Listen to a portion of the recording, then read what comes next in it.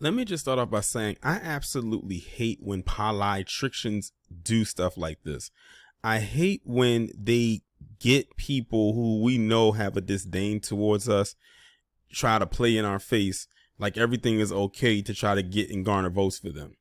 Now, Okra, the Mammy Supreme Winfrey, that is a name I haven't uttered on my channel in quite some time, met down there in Georgia with Stacey Abrams.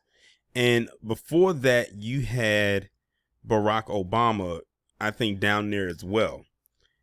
And they tend to do this thing where they try to push for people, specifically black people, to vote for these individuals who really do not have our best interest at heart. Keep in mind, Stacey Abrams did not have anything for black men. It still doesn't. But she tried to do this whole campaign thing where she has this black men agenda, quote unquote, that's really not a black men agenda at all. When you read it, it's about everything else and everyone else but black men. She just put black men agenda on the title. And then they have these people come down there and meet with them and try to push them over the edge. And now she has Okra, the Mammy Supreme Winfrey of all people, another person who has a disdain for black men. So you have two women up here who could care less about black men, who is trying to push black people, and well, black men especially, to go out and support her. Now, I also saw on social media, but I didn't do a video on it, was when I saw Joe Madison, who I say is one of the biggest Democratic shills. Like, that's all he does on his show every single day, is shill for the Democratic Party. Talking about how this election is going to be a very important one. It's like a do or die thing. He tried to basically re-invoke vote or die from the early 2000s.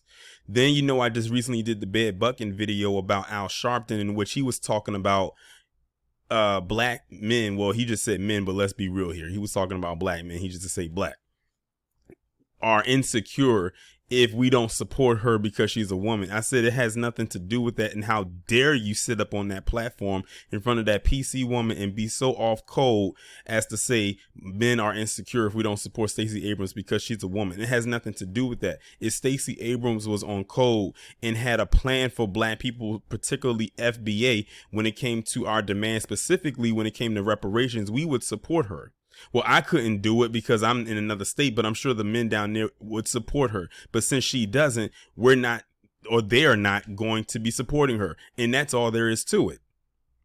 We said we don't care where our demands are met, as long as they are met and they are proven to be met. It doesn't matter who it is. And then another thing they'll try to do with you is say, oh, if you don't support this person, then you're supporting the Republican Party. I've never gotten that thing. They keep trying to do this guilt trip thing with black people. And then when they lose, then they try to talk all types of stuff about us as if we're supposed to care what they say or what they think. At one point that will probably get to us, but we are way past that point. And when I say way past that point was eons ago. We are far removed from that. They are the only ones that keep trying to do that thing with black people. They better tighten up if they still want people to support them. And honestly, even if they do, it's too far gone. It's like we are, as a collective, as black people, are literally in an abusive relationship with this particular party in particular. And like I said, me just saying that, they'll probably say, oh, he's on here endorsing the Republican Party, because that's what they hear. That's what they choose to hear. I'm going to need them to clean out their waxy ass ears. But back to this right here. I just wanted to get that off my chest. You have Okra, the Mammy Supreme Winfrey, came down there and saying the whole thing. She's trying to basically invoke fear, where she says it'll be really frightening, her words, if Stacey Abrams doesn't win because it's too much at stake. Keep in mind, Okra, this is not her first ride at the rodeo with Stacey Abrams, because she was running with her a few years ago and Stacey still lost. I'm sure she was probably uttering the same words back then too. They do this every election, how important this election is, how much is so much at stake here. If we don't win this, then we're going to lose. And well, that's what happens when you don't win, you lose. There's winners and there's losers.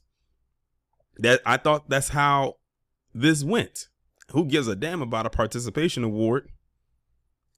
But I'm going to go ahead now and read this article. It says Okra, the Mammy Supreme Winfrey, hosted a virtual campaign event for Democratic Georgia gubernatorial candidate Stacey Abrams on Thursday night. Titled A Thriving Life, the event featured a pre-recorded split-screen conversation between the two as they discussed the candidate's plans for the state ahead of her rematch with incumbent Republican Governor Brian Kemp. Winfrey, age 66, also campaigned for Abrams during her first run against Kemp in 2018, which she narrowly lost. Abrams, age 49, never officially conceded the election, which she claims was quote-unquote stolen from her due to alleged discriminatory election practices and voter suppression. You ended up giving the non-concession speech heard around the world as you were demanding that every single vote be counted and every voice be heard in Georgia, Winfrey said. I didn't win, Abrams said. People think I'm confused. I'm not, but I've gotten to spend the last 4 years doing the things I talked about. In the wake of her loss, the politician, or I should say politician, built her national profile as a voting rights activist, earning millions from books and speeches. Abrams used Thursday's event to outline her platform, which includes expanding Medicaid health insurance, reversing the 6-week abortion ban, investing in education, improving affordable housing, enacting quote-unquote common sense gun control laws, and developing small businesses. None of that in there pertains to black people when it comes to reparations. We ask her about reparations, she tumbles her wide ass into Chick-fil-A. As if, to get as much as she can before they're closed on Sunday. If this was a Saturday. None of that has anything to do with us. And when we ask her about that, she ignores us just like every other politician when it comes to that question. Abrams also warned against her quote-unquote voter lethargy as she said Georgians were at risk of losing their constitutional freedoms. She argued that people should vote for her as protection against U.S. Supreme Court decisions and that she said could erode minority votes, protections for LGBTQ people, and safeguards against stolen presidential elections. Again, that has nothing to do with us. See, what they keep failing to realize is that we are done carrying the water for them, just for them to give what we carry to other groups of people. If you're not doing something specifically for us, we're not going to help you get over that hump. That may make us sound selfish. As a matter of fact, it does. And that's one thing we as a collective of black people have to do. We have to start being selfish. Some of us are already there. The rest of you need to catch up because you will get left behind. Harriet Tubman, she couldn't save everybody. Either they got left behind or the ones that tried to turn to go back, what did she do? She popped them and kept it moving. Now, we can't go to the extremes of the latter of what she did, but leaving y'all behind, that'll be very easy to do. That's light work. And if that makes us the villain, hey, from what I've heard, a lot of people love playing the villain because the villain is way easier than trying to be the hero. The hero takes a lot of work. If we don't elect me, we will have no health care for 500,000 Georgians, Abrams said. And something tells me there's a loophole in there somewhere. And if Kid Gravity gets a hold of this, I'm sure he's going to dig and find that loophole because he's really well versed in the political spectrum than I am. Our children will continue to go to underfunded schools where transgender children have been banned from playing with their friends. We will have divisive laws that say that you have to lie to your children about their history. The members of the academy will not have protection. Again, she's doing all this stuff for other people. Not once did she mention what she would do for black people. Not one time. But she has a so-called black men's agenda. That's a bunch of crap. Y'all saw me talk about it on this channel and mention it a few times. It's nothing there specifically for black men. That's why I said that whole thing with black men saying, black men vote for me, then I'll win. I'm like, I hope the black men in Georgia didn't fall for that. Because it's like, she said, if you vote for me, I'll win. Okay, what's in it for them? She didn't say what was in it for them. She just said, if you vote for me, I'll win. And that's it. But she'll go to other groups of people and say, if you vote for me, I'll do this for you. I'll do this for you. And I'll do this for you. And specifically for you. Notice she mentioned the LGBTQ twice so far in this article of what she would do for them. That's telling you all you need to know right there. And this is not a dig at them, because I believe if you're going to get something for out of a candidate, you should get something for your vote. But don't sit up here and tell us that we need to vote for you, and we ask you or demand that you do something for us, you run the other way. Oh, if you just vote for me, I'll win. Okay, I thought that was the whole point, but what are you doing specifically for the people that you're trying to get votes from? This is also telling you that she doesn't really need our vote. Optic wise, it looks nice because, you know, that's black people voting for another black person. It looks good for optics, but what is it really accomplishing? Not a damn thing. In addition, Abrams said if Kemp is elected, he will, quote unquote, attack our freedoms, especially if you're a woman. So now she's invoking the feminist talking point. She continued, and so if you want opportunity, freedom, and the ability to control your future, you need me as governor, because Brian Kemp's proven he doesn't care and he won't help. And you will? Because based on your track record, you're no better. And this is not me endorsing Kemp. And I couldn't do it if I tried, because I don't live in Georgia, but I'm not endorsing him. But what makes you so much better, Stacey, is the question. See, Stacey comes from a long line of politicians that don't talk to black people. They'll talk at them, but they don't talk to them. And when they do talk to them, they talk to them like they're children. A lot of these Democratic operatives talk to black people like they are children, incapable of comprehending and understanding the political process, as if we are all dumb, deaf, blind, and stupid. But they're going to find out otherwise come November 8th. Like I told Kid Gravity, it's going to be a lot of emotions floating around that day. It's going to be some happy faces. It's going to be some sad faces. It's going to be some angry faces and a river of tears. What can we do to help? Okra asked. And the biggest answer is you vote, because too much is at stake not to. I mean, as you're listing all of this, what will happen if you don't? See, there's that thing. Just vote. Just go out and vote. Just vote. Don't know what you're voting for, but just do it. Just do it anyway. Nike. Winfrey added, it's really frightening. I know you're not the kind of woman who gets frightened. You don't live in a fear space. But aren't you deeply concerned that there is this lethargy? Winfrey noted that people are under the impression that their rights are protected because there is legislation to keep in place to keep checks and balances. We have learned that the checks and balances aren't in check, she said. The talk show host said she believes Abrams has a calling to want people to be able to do better, to live better and thrive in their lives. I'm wishing that the people of Georgia come out and make that a reality for you and the state of Georgia.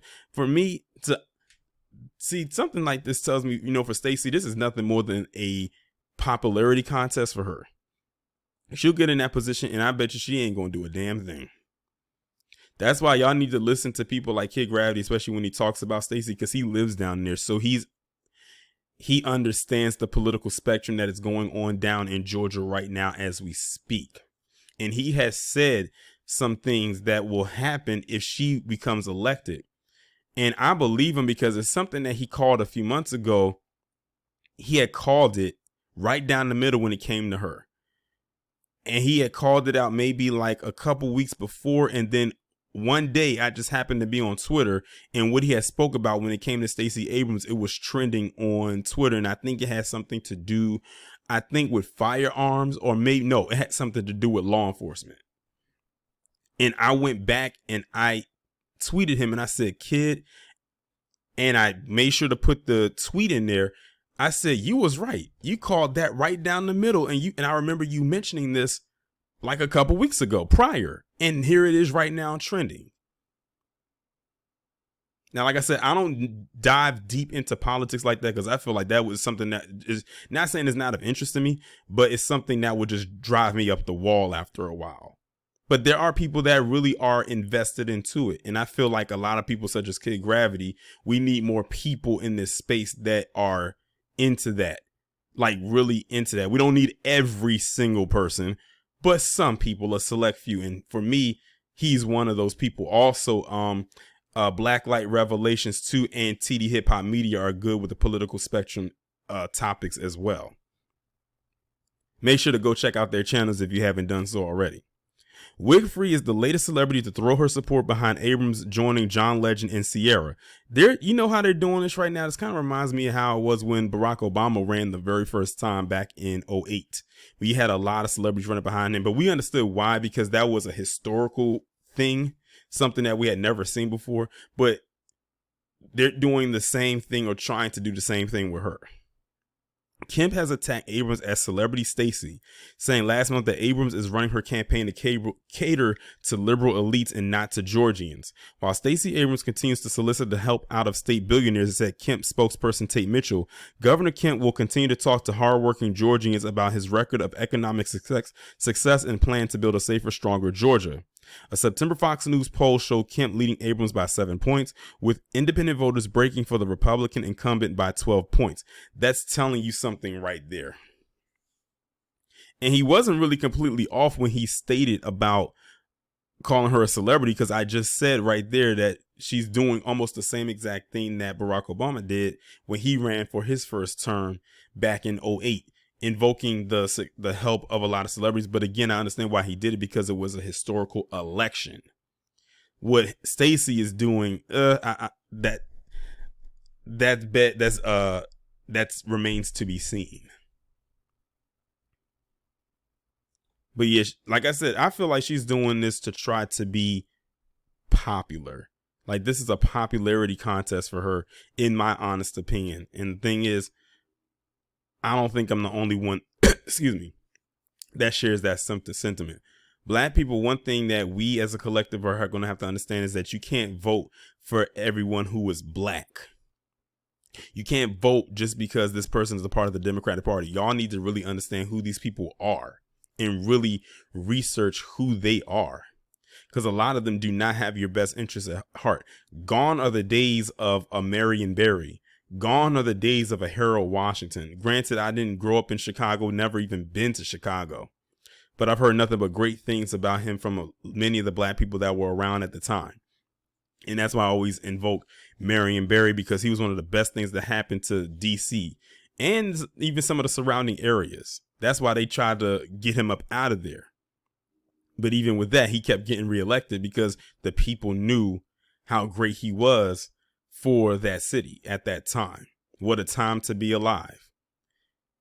As far as I know, there's not many candidates out there, and I'm talking about the black ones, who can measure up to the two people I just mentioned. It might be some out there that I don't or I'm unaware of, but those are the two that come to mind, because those two names come up often.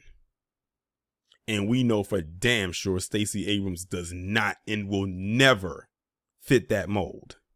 We know she has handlers, and we know she's going to do what her handlers say. And her handlers are saying, don't you help them niggas. And she is right there saying, yes, a boss.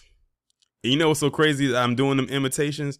Because I have seen quite a few memes recently where they put Stacey Abrams' picture side by side with Mammy from Gone with the Wind. You know, Hattie McDaniel, where she won her Oscar for in Gone with the Wind. They put her picture right beside her, and I'm like, wow, the parallels are uncanny. All they need to do is throw the little head wrap onto her and the attire, and she will be Mammy Part 2. But to be quite honest with you, Stacey is already playing the part. And it also doesn't help that she's standing right next to the Mammy Supreme making factory in this picture.